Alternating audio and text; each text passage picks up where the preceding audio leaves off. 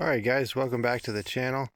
I've been trying to get everybody an update on the F100 TDI build, but it's kind of been stuck in the corner of my shop working on it, and it's just pretty hard to video it in there. So I finally got to a good stopping point where I could roll it outside and give you guys an update, because it's actually getting pretty close to firing the thing up.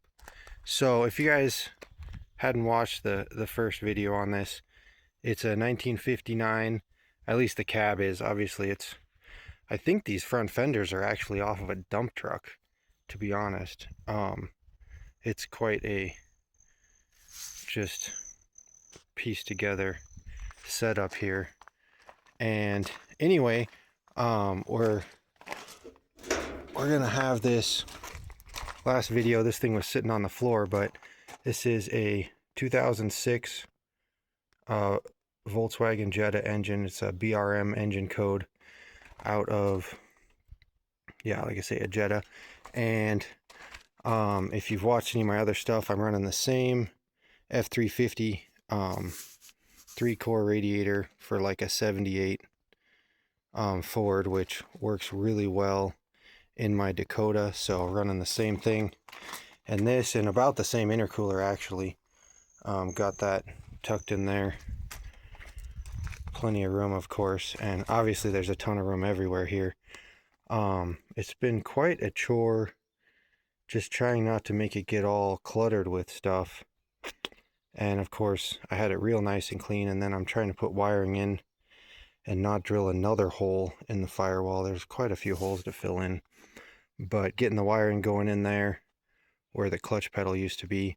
So this is using a TD conversions adapter plate to a 4L60 that I already had. So that that just is going to work for now. And I am a dealer for those adapter plates that pretty much bolt the TDI into anything four-wheel drive, or just any of those type of 90s and 2000s stuff. I got my new drive shaft in, bunch of spare turbos in the back, and just getting the dash kind of started. That's probably been the biggest issue with this swap, is I got almost all the hoses done and realized I had zero wiring in this thing. I mean, I knew it, but starting from scratch, I've got to make a battery mount up there where the original battery tray was, and try get this thing ready to fire up here. About all I have left on the engine. So we're going to do ARP head studs, just replacing those one at a time. And then I've got 300 horse injectors ready to throw in this thing. And of course, there's the giant turbo. Really don't have any idea if this thing is going to work or not, but I actually scored this thing on eBay for $400, and it's like a $2,500 turbo off a 2021, I think it's a Case 8.7 liter tractor. And so it's about, I don't know, I know there's bigger VNTs, but this is a huge VNT turbo. So we are going to be pulling the vanes all the way closed on that thing and see if we can get it to spool up at all.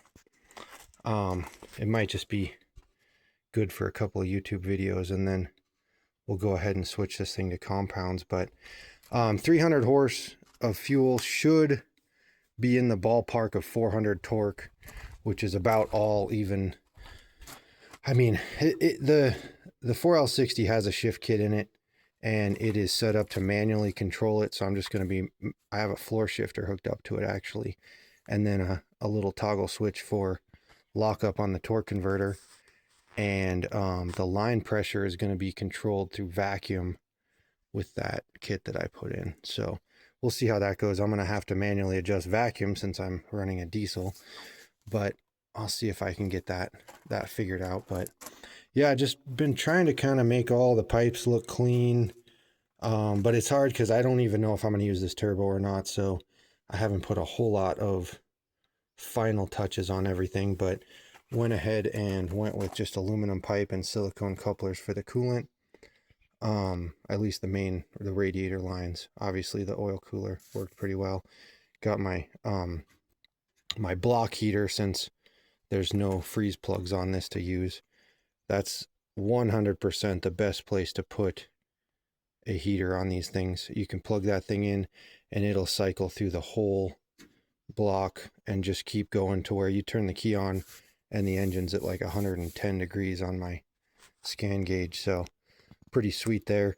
Pretty much everything else is blocked off. I don't have plans for a heater core or anything else on this thing right now. Just going to be kind of getting it fired up as a toy. And then the fuel lines, I'm running to, I've got a Carter high flow carburetor pump down there with one of those Mark 1 fuel filters. And that's all on the frame rail, so it's out of the engine bay. And I went ahead and went to just a fuel cell here. Let's see if I can get that opened up. I hit a fuel cell here in the toolbox. We'll see. I think it's like 8 or 10 gallons. We'll see how much that is. I mean, honestly, this truck weighs, I think, around, it was 2,100 pounds, just the rolling chassis. So I still think it's going to be under 3,000 pounds.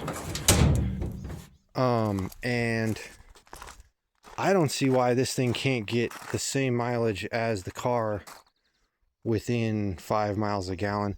So even 8-gallon fuel tank, if I'm getting 35 miles a gallon, it's going to go a long ways. Plus it's pretty fun to stop at gas stations all the time and talk with people about the build. So I'm not worried about a huge fuel tank in this thing. I doubt it's going to be one of my long road cruisers. I'm kind of suspecting the entire thing is going to rattle like a tin can once I fire this up, so we'll see. But yeah, I mean, I pretty much have all the hoses finished up. There's nothing else really to go in there. A lot of these sensors, EGT and stuff, I'm going to wait and see if this turbo even makes any boost at all. I'll just be reading it on my ultra gauge in the cab, and we'll get some test videos with this turbo and just see if it does anything at all. Because I think it would be pretty sweet for a top end drag racing setup or something to run just a single big turbo like that, but I do want it to be drivable, so I'm not going to get too crazy trying to have something that won't even make any boost at all until over 4,000 RPM. We'll see how it goes. But yeah, pretty much the biggest challenge has just been finding like door handles, and the headlights were a disaster. I'm still trying to piece that together. It's pretty hard to put one of these old trucks together without dumping a bunch of money into it. So I'm glad I got it as complete as I did. And yeah, just going to keep it light and see what we can do with it. But anyway, I think I pretty much went over everything. I'm really not touching this engine at all. It's a 250,000 mile engine, pulled out of one of the Jettas that my family was driving around for quite a bit and just kind of fell apart.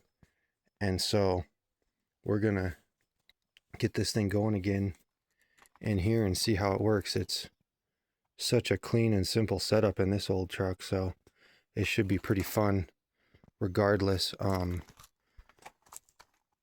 how the turbo setup works out. We'll see what I want to do there, but I really do want to shoot for over 40 pounds of boost, because the tuning that I'm setting up for this with those, like I say, those 300 horse injectors, they've got dyno results in a front wheel drive car, putting that to the wheels with 38 pounds of boost at sea level. But up here, I'm going to be driving this thing 5 to even 8,000 pounds, or sorry, 8,000 feet elevation.